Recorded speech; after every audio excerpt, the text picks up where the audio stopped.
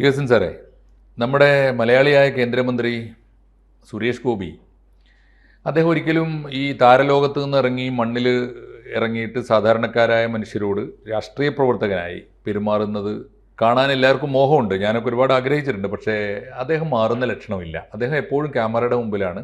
ഒരു വീരാരാധനയോടെ ആളുകൾ അദ്ദേഹത്തെ കാണുമെന്ന് ഇപ്പോഴും അദ്ദേഹം പ്രതീക്ഷിക്കുന്നുണ്ട്. അദ്ദേഹം ഒരു ഹീറോയിക് ആണ് എപ്പോഴും. അങ്ങനെയാണ് അദ്ദേഹത്തിൻ്റെ വാക്ക്. അദ്ദേഹത്തിനെതിരെ ആരും വിരൽ ചൂണ്ടാൻ പാടില്ല. അദ്ദേഹത്തിനെതിരെ ആര് പറഞ്ഞാലും ധിക്കാരം പറയുന്ന രീതി അദ്ദേഹത്തിനുണ്ട്. എന്നാൽ അദ്ദേഹത്തിന് കുറേ നന്മകളും അദ്ദേഹത്തിൻ്റെതായ നടപടികളൊക്കെ ഉണ്ട്. എന്തായാലും അങ്ങനെ ഒരാൾക്ക് വീണ്ടും തൃശ്ശൂരിൻ്റെ മണ്ണിൽ, തൃശ്ശൂർക്കാർക്ക് തന്നെ ഏറെക്കുറെ അത് ബോധ്യപ്പെട്ടിട്ടുമുണ്ട്. ഒരു പക്ഷേ അങ്ങനെ ഒരാളെ തിരഞ്ഞെടുത്ത് അബദ്ധമായോ എന്ന് തൃശ്ശൂർക്കാർ പോലും ആലോചിക്കുന്നുണ്ടാവും. ഈ സമയത്ത് സുരേഷ് ഗോപിയോട് ആരാണ് ഇതൊക്കെ ഒന്ന് പറയുക എന്ന് നമ്മൾ ആലോചിച്ചിരിക്കുമ്പോഴാണ് പരസ്യമായി നൂറുകണക്കിന് ജനങ്ങളുടെ മുമ്പിൽ വെച്ച് മറ്റൊരു BJP നേതാവ് അത് പറഞ്ഞു. BJP നേതാവ് മറ്റാരുമല്ല, CP രാധാകൃഷ്ണൻ, മലയാളിയായ നമ്മുടെ വൈസ് പ്രസിഡൻ്റായി അടുത്ത കാലത്ത് തിരഞ്ഞെടുക്കപ്പെട്ട CP രാധാകൃഷ്ണൻ. CP രാധാകൃഷ്ണൻ ഈയിടെ രണ്ടുപേരും ഡൽഹിയിൽ ഒരു പരിപാടിയിൽ ഒത്തുകൂടി. അത് മനോരമ ന്യൂസ് മേക്കർ അവാർഡാണ്. ഈ കൊല്ലത്തെ അവാർഡ് സുരേഷ് ഗോപിക്കായിരുന്നു. അവാർഡ് ദാനം നടന്നത് ഡൽഹിയിൽ വെച്ചാണ്. ആ ചടങ്ങിൽ CP രാധാകൃഷ്ണൻ ഉണ്ടായിരുന്നു, സുരേഷ് ഗോപി ഉണ്ടായിരുന്നു.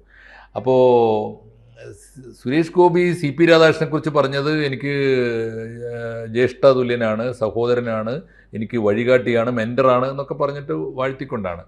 അപ്പോൾ CP രാധാകൃഷ്ണൻ അത് നന്നായി ആസ്വദിച്ചു. പക്ഷേ CP രാധാകൃഷ്ണൻ സംസാരിച്ചപ്പോൾ പ്രസിഡന്റ്, രാഷ്ട്രപതി, ഉപരാഷ്ട്രപതി ഒക്കെ ഉണ്ടെങ്കിൽ അവരാണല്ലോ അവസാനം സംസാരിക്കുക. അപ്പോൾ അദ്ദേഹം സംസാരിച്ചപ്പോൾ സുരേഷ് ഗോപിക്ക് കണക്ക് തീർത്ത് കൊടുത്തു. വളരെ സൗമ്യമായിട്ട് അദ്ദേഹം പറഞ്ഞു, എനിക്ക് പ്രിയപ്പെട്ടവനൊക്കെ തന്നെയാണ് സുരേഷ് ഗോപി, പക്ഷേ അതുകൊണ്ട് തന്നെ അദ്ദേഹത്തോട് എനിക്ക് ചിലത് പറയാനുണ്ട്. ഒരു ജ്യേഷ്ഠൻ്റെ ഉപദേശമായിട്ട് കണക്കാക്കിയാൽ മതി എന്നൊക്കെ പറഞ്ഞിട്ട് അദ്ദേഹം പറഞ്ഞു, മനുഷ്യർ നമ്മുടെ പൊതുപ്രവർത്തകരോട് വല്ല ചോദ്യവും ചോദിച്ചാൽ അറിയാമെങ്കിൽ ഉത്തരം പറയണം, ഇല്ലെങ്കിൽ മിണ്ടാതെ പോകണം. ദയവായിട്ട് അവരോട് തട്ടിക്കയറുകയോ പ്രകോപിതനാവുകയോ ചെയ്യരുത് എന്ന് പറഞ്ഞിട്ട് ഞാൻ എന്ന ഉപദേശം പരസ്യമായി ജനങ്ങളുടെ മുമ്പിൽ വെച്ച് കൊടുക്കേണ്ടി വന്നു. സ്വകാര്യമായിട്ട് അത്രയും പറഞ്ഞു കഴിഞ്ഞപ്പോൾ സുരേഷ് ഗോപിക്ക് ഒരു നിവൃത്തിയും ഉണ്ടായിരുന്നില്ല. അദ്ദേഹം നിശബ്ദനായിട്ടിരുന്ന് മൗനിയായി അത് കേട്ട് തലകുലിക്കേണ്ടി വന്നു. അങ്ങനെ ഒരു സാഹചര്യം നമ്മുടെ കേന്ദ്രമന്ത്രി സുരേഷ് ഗോപിക്കുണ്ടായി. ഇത്രയും കേട്ട് കഴിഞ്ഞപ്പോൾ നമുക്കാണ് ഒരു വല്ലാതെ ആയിപ്പോയത്. കാരണം അത്രയും ജനങ്ങളുടെ മുമ്പിൽ വെച്ചത് വേണമായിരുന്നു. ഒരേ പാർട്ടിയുടെ രണ്ട് നേതാക്കൾക്ക്, നമ്മുടെ വൈസ് പ്രസിഡന്റും കേന്ദ്രമന്ത്രിയുമായ ആളുകൾക്ക് പരസ്പരം ഒന്ന് ഫോണിൽ വിളിച്ച് പറയാവുന്നതേ ഉള്ളൂ ഇത്. അങ്ങനെയാണെങ്കിൽ അത് ബോധപൂർവം തന്നെയാണോ അദ്ദേഹം പറഞ്ഞത്? അതിനിടയിൽ വല്ല പൊളിറ്റിക്സ് ഉണ്ടോ ഒന്നും നമുക്ക് അറിഞ്ഞുകൂടാ. ഈ മൊത്തം എപ്പിസോഡ് കാണുമ്പോൾ എന്ത് തോന്നുന്നു? അല്ല, ഉപരാഷ്ട്രപതിയെ ആ സംഭാഷണം നടത്തുമ്പോൾ അത് തികച്ചും ബോധപൂർവമായി നടത്തിയ സംഭാഷണമായിട്ടാണ് നമ്മൾ കണക്കാക്കേണ്ടത്. കാരണം അദ്ദേഹം സുരേഷ് ഗോപിയെ കുറേ നാളുകളായിട്ട് നിരന്തരമായിട്ട് നിരീക്ഷിക്കുന്നുണ്ടാകണം. അത് അദ്ദേഹത്തിൻ്റെ ഒരു രാഷ്ട്രീയ ഉത്തരവാദിത്വം കൂടിയാണ്. കാരണം സുരേഷ് ഗോപി പലതരത്തിലുള്ള പ്രതീക്ഷകൾ BJP എന്ന് പറയുന്നതായിട്ടുള്ള പാർട്ടിക്ക് നിർമ്മിച്ചു കൊടുത്ത ഒരാളാണ്. സുരേഷ് ഗോപി ആണ് BJPക്ക് കേരളത്തിൽ ആദ്യമായിട്ട് ഒരു MP നിർമ്മിച്ചു കൊടുത്ത്, സൃഷ്ടിച്ചു കൊടുത്ത്. അതിൻ്റെ സൃഷ്ടമാണ് അദ്ദേഹം. അപ്പോൾ അദ്ദേഹത്തിന് വലിയ പ്രതീക്ഷയും പ്രത്യാശയും ഒക്കെ BJPയുടെ പ്രവർത്തകർക്കുണ്ട്, നേതാക്കൾക്കുണ്ട്, എല്ലാവർക്കുണ്ട്. പക്ഷെ അവർ കുറേ നാളുകളായിട്ട് കണ്ടുകൊണ്ടിരിക്കുന്ന മറ്റൊരു വശം BJPയുടെ നേതൃത്വവും അതുപോലെ രാഷ്ട്രീയ പ്രവർത്തകരും, അതാണ് ബാക്കി ഉള്ള ആളുകൾ നമ്മൾ അതിൻ്റെ അകത്ത് കണക്കാക്കേണ്ടത്. ആ രാഷ്ട്രീയ പ്രവർത്തകർക്ക് എപ്പോഴും സുരേഷ് ഗോപി സങ്കടമുണ്ടാക്കുന്നു എന്നുള്ളതാണ്. കാരണം അവർ പ്രതീക്ഷിക്കുന്ന രീതിയിലല്ലല്ലോ അദ്ദേഹത്തിൻ്റെ പ്രവർത്തനങ്ങളും പെരുമാറ്റങ്ങളും എന്നുള്ളതാണ്. അത് അദ്ദേഹം നടത്തുന്ന എല്ലാ പരിപാടികളിലും അത് പ്രകടമാക്കപ്പെടുന്നുണ്ട്. അതിൽ അവർ ശരിക്കും പറഞ്ഞു കഴിഞ്ഞിട്ടുണ്ടെങ്കിൽ ഖിന്നരാണ് ശരിക്കും. അത് പലരും സ്വകാര്യമായിട്ടൊക്കെ അദ്ദേഹത്തോട് പറഞ്ഞിട്ടുണ്ടാകും എന്നാണ് ഞാനും കണക്കാക്കുന്നത്. സ്വകാര്യമായ പറച്ചിലുകൾക്കൊന്നും പ്രസക്തിയില്ല എന്ന് വന്ന സമയത്ത് BJPയുടെ ഒരു സ്റ്റേറ്റ്മെൻറ്റ് ഇക്കാര്യത്തിൽ പൊതുവേദിയിൽ അവതരിപ്പിക്കേണ്ടതാണ് എന്ന് BJP നേതൃത്വം കണക്കാക്കിയിട്ടുണ്ട് എന്നാണ് ഞാൻ കരുതുന്നത്. അതാണ് ഉപരാഷ്ട്രപതിയുടെ ഈ പൊതുവായിട്ടുള്ള പ്രസംഗത്തിലൂടെ വ്യക്തമാക്കപ്പെട്ടത്. പ്ലാൻഡാണ്. അത് പ്ലാൻഡ് ആയിരിക്കും. കാരണം എന്ന് വെച്ചാൽ അത് ശരിയല്ല, അല്ലാതൊന്നും പറയില്ലല്ലോ. ഇല്ല, മാത്രമല്ല അവരൊക്കെ സുരേഷ് ഗോപി അളന്നു മുറിച്ച് പറയല്ല. സുരേഷ് ഗോപി ഒരു സിനിമാ നടനാണ്. പക്ഷേ രാധാകൃഷ്ണൻ എന്ന് പറയുന്നത് വളരെ കാലമായിട്ട് രാഷ്ട്രീയത്തിൽ പ്രവർത്തിച്ച് രാഷ്ട്രീയത്തിൻ്റെ അച്ചടക്കമുള്ള വളരെ ഡിസിപ്ലിൻഡ് ആയിട്ടുള്ള ഒരു RSS നേതാവാണ്. അത് നമ്മൾ മനസ്സിലാക്കേണ്ട ഒരു കാര്യം. അപ്പോൾ അവർക്ക് അറിയാം ഇത് പറഞ്ഞേ പറ്റൂ. ഇത് പറയേണ്ടത് സുരേഷ് ഗോപി നന്നാവാൻ വേണ്ടിയിട്ടല്ല, പാർട്ടിയുടെ രക്ഷയ്ക്ക് വേണ്ടി. പാർട്ടിയുടെ കാഴ്ചപ്പാട് ഇതാണ് എന്ന് പാർട്ടി പ്രവർത്തകരെ ബോധ്യപ്പെടുത്തി കൊടുക്കാൻ വേണ്ടി. ആ പാർട്ടിക്ക് ഇങ്ങനത്തെ നിലപാടാണ് ഇക്കാര്യത്തിലുള്ളത് എന്നത് പാർട്ടി പ്രവർത്തകർക്ക് പറഞ്ഞു കൊടുക്കുമ്പോൾ പാർട്ടി പ്രവർത്തകരുടെ ആത്മാഭിമാനമാണ് വളരുന്നതും വികസിക്കുന്നതും.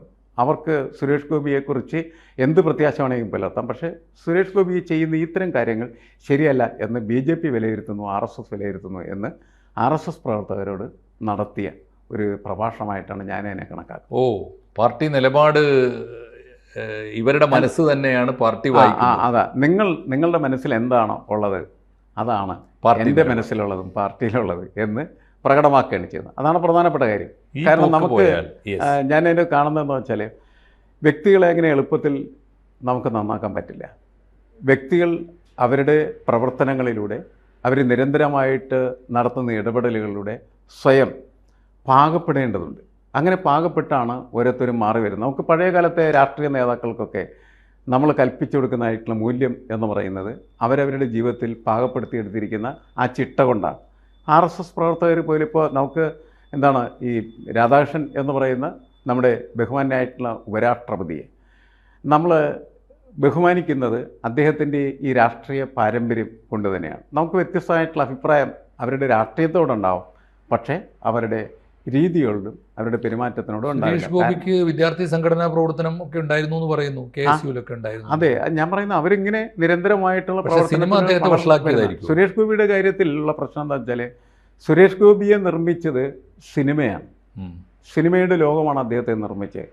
സിനിമയുടെ ലോകം നിർമ്മിക്കുമ്പോൾ സിനിമയുടെ ലോകം സുരേഷ് ഗോപിയെ നിർമ്മിക്കുമ്പോൾ സുരേഷ് ഗോപി അത്തരത്തിലാണ് പാകപ്പെട്ട് വരുന്നത്. അദ്ദേഹം സഞ്ചരിക്കുന്നതിന് ഒരു കമ്മീഷണർ എന്ന ലെവലിലാണ്.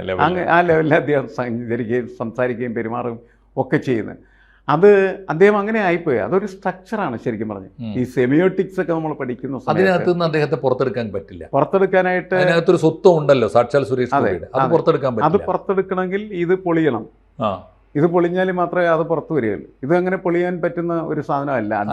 പക്ഷേ അദ്ദേഹം ഇപ്പോഴും മനസ്സുകൊണ്ട് അഭിരമിക്കുന്നത് സിനിമയിലാണ്. പൊതുരംഗത്ത് കേന്ദ്രമന്ത്രിയായിരിക്കുമ്പോൾ സിനിമയിൽ അഭിനയിക്കാൻ അനുമതി ചോദിച്ച ആളാണ്. എന്നിട്ട് ഗത്യന്തരമില്ലാതെ പാർട്ടി കൊടുക്കുകയും ചെയ്തു. അല്ല, അപ്പം അതിൻ്റെ പ്രശ്നം എന്ന് വെച്ചാൽ അതിൻ്റെ ഒരു സ്ട്രക്ചറാണ്. നമ്മളപ്പോൾ അതുകൊണ്ട് സുരേഷ് ഗോപിയിൽ നിന്ന് അങ്ങനെയുള്ള കാര്യങ്ങൾ പ്രതീക്ഷിക്കാൻ പാടുള്ളൂ. നമ്മളുടെ പ്രശ്നമാണ് ശരിക്കും, സുരേഷ് ഗോപിയുടെ പ്രശ്നമല്ല. സുരേഷ് ഗോപി ഇങ്ങനെയൊക്കെ പെരുമാറുകയുള്ളൂ. പക്ഷെ പാർട്ടിയും പ്രതീക്ഷിച്ച് കാണില്ലേ ഇയാൾ മുഴുവൻ സമയ രാഷ്ട്രീയക്കാരനാവുകയും കേന്ദ്രമന്ത്രിയാവുകയും തിരഞ്ഞെടുക്കപ്പെട്ട MP ആവുകയൊക്കെ ചെയ്തു കഴിഞ്ഞാലെങ്കിലും തൽക്കാലത്തേക്കെങ്കിലും സിനിമ വിട്ട് പൊതുജീവിതത്തിലേക്ക് വരുമെന്ന് പ്രതീക്ഷിച്ച് കാണില്ലേ പാർട്ടി? അല്ല, അദ്ദേഹം ചെയ്യേണ്ടതെന്ന് വെച്ചാൽ അദ്ദേഹത്തിന് ഇപ്പോൾ ലഭ്യമായിരിക്കുന്ന സ്ഥാനം അതുകൊണ്ട് എങ്ങനെ പ്രതിഫലം പറ്റുന്ന മറ്റു പണികൾ ആ സമയത്ത് ചെയ്യാൻ പാടുണ്ടോ? അത് ചെയ്യാൻ പാടില്ല. അത് ചെയ്യുന്നത് ശരിയല്ല. ആ കാര്യമൊക്കെ അദ്ദേഹം തിരിച്ചറിയേണ്ട കാര്യങ്ങളാണ്. അതൊക്കെ പോട്ടെ, അത് പണത്തിൻ്റെയും മറ്റു കാര്യങ്ങളല്ല. ഞാൻ പറയുന്നത് അങ്ങനെയല്ലല്ലോ. അദ്ദേഹം ഒരു കേന്ദ്രമന്ത്രിയാണ്. കേന്ദ്രമന്ത്രിയായ ഒരു മനുഷ്യൻ എന്തെല്ലാം കാര്യങ്ങൾ ചെയ്യാനായിട്ട് കഴിയും. അദ്ദേഹത്തിൻ്റെ മുഴുവൻ സമയവും ജനങ്ങൾക്ക് വേണ്ടിയും അതേപോലെ തന്നെ അദ്ദേഹത്തിൻ്റെ പാർട്ടിക്ക് വേണ്ടിയും ആയിക്കോട്ടെ, അതിന് രണ്ടിനും വേണ്ടിയിട്ട് സമ്പൂർണ്ണമായിട്ട് സമർപ്പിച്ചാൽ ഈ സുരേഷ് ഗോപിയിൽ നിന്ന് വ്യത്യസ്തമായിട്ടുള്ള ഒരു സുരേഷ് ഗോപിയെ നിർമ്മിച്ചെടുക്കാൻ അദ്ദേഹത്തിന് കഴിയും. സാധ്യമാണോ സാർ? അതാണ് ചെയ്യേണ്ടിയിരുന്നത്. പക്ഷെ സുരേഷ് ഗോപി ഇനി നന്നാവോ? അല്ല, നന്നാമത്തിൻ്റെ പ്രശ്നം ഇതാണ്. ഈ ഒരു സ്ട്രക്ചർ പൊളിഞ്ഞാൽ മാത്രമാണ് നന്നാക്കാനായിട്ട് പറ്റുള്ളൂ. നമ്മളിപ്പോൾ പിണറായി വിജയനെ നമ്മളെ ചെറുപ്പത്തിലുള്ള ഒരു പിണറായി വിജയൻ എന്താണ് പ്രൊഫസർ MN വിജയൻ മാഷൊക്കെ കൊണ്ടു നടന്നിരുന്ന ഒരു പിണറായി വിജയൻ. അത് കഴിഞ്ഞാൽ പിണറായി വിജയൻ മാറി കുറേ കഴിഞ്ഞ് അദ്ദേഹം പ്രൊഫസർ MN വിജയനെക്കുറിച്ച് പറഞ്ഞാൽ അദ്ദേഹം നല്ലൊരു അധ്യാപകനാണെന്ന് പറഞ്ഞു. സാർ കേട്ടു. അങ്ങനെ എങ്ങനെ പറയാൻ പറ്റും എന്ന് ഉള്ള ചോദ്യം നമുക്ക് ചോദിക്കാമല്ലോ. അതിൻ്റെ കാരണം ഇതാണ്, ഇവരുടെ സ്ട്രക്ചർ മാറിപ്പോവാണേ.